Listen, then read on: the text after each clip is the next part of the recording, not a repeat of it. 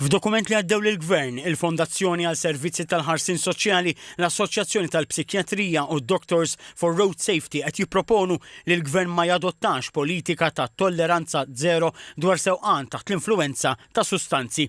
Għalkemm hija għażla li l-Gvern imur għal liġi fejn kull min jirriżulta pożittiv għat-test ta' droga jiġi immultat, it-tobba qed jisħu li din mhix l-aktar għażla prattika għax ma tistax tpoġġi lil kulħadd f'keffa waħda. Bosta li staqsew jekk pereżempju jpejpu joint nhar ta' tnejn dan ifisser li sa nhar ta' ġimgħa ma jkunux jistgħu jsuqu jew inkella jekk it-tabib jagħtik xi tip ta' mediċina bħal kalmanti dan ifisser li ma tkunx tista' ssuq. Dr. Jeffrey Bonnici, tabib fid-Dipartiment tal-Emerġenza u membru ta' Doctors for Road Safety, spjega x'għandu jsir wara li persuna toħroġ pożittiva għat-test. Jiena pereżempju t-tabib kitib li kalmanti, tajjeb, u għax għandi bżonnhom, tajjeb. U waqafni pulizija u meta swabjani ġejt pożittiv. Tajjeb. Issa f'dak il-każ qed nipproponu li l-pulizija malli inti ġejt pożittiv ħajjgħidlek tagħmel ċertu dak jgħidu field sobriety test, jiġifieri jien ħajjiċċekkja jekk intix kapaċi jew le tagħmel naf timxi siq wara siq. Żied jgħid li jekk jiġi determinat li l-persuna hija f'sikkita minkejja li r-riżultat fil-pożittiv tista' tibqa' s-suq. Iżda x'qed jipproponu f'każ li jiġu pożittivi għall-kannabis. Ix il-kannabis. Aħna bażikament nafu li bejn medicinal cannabis u cannabis li dak li jkun jixtri mill-klabi u eċetera, is-sustanza li taffettwalek il-moħħ hija bażikament l-istess ħaġa.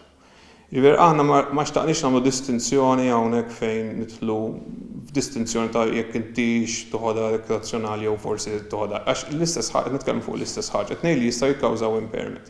Imma qed ngħidu jekk inti ħadd jew kitibhomlok it-tabib jew ħadd il-cannabis u m'intix impaired ġifier għamilt l-affarijiet kif suppost u saqsew il-pulizija għamilt. Tajjeb, hemmhekk tajjeb ma nibżonn infittxu iktar minna tal-pulizija.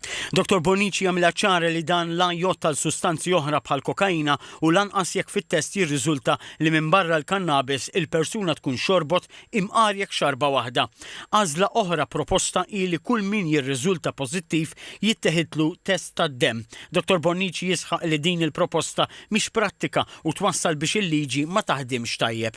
Id-direttur kliniku ta' setqa Dr. Anna Vella tiddeskrivi liġi li timmulta lil kull min jirriżulta pożittiv ikunu xi jkunu iċ-ċirkostanzi bħala estrema.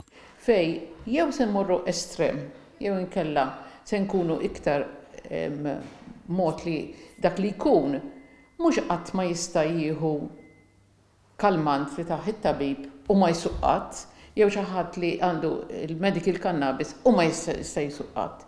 Skont ir-rapporti mressaq huma biss żewġ pajjiżi li adottaw tolleranza zero f'każijiet ta' testijiet li jirriżultaw pożittiv, Spanja u l-Italja.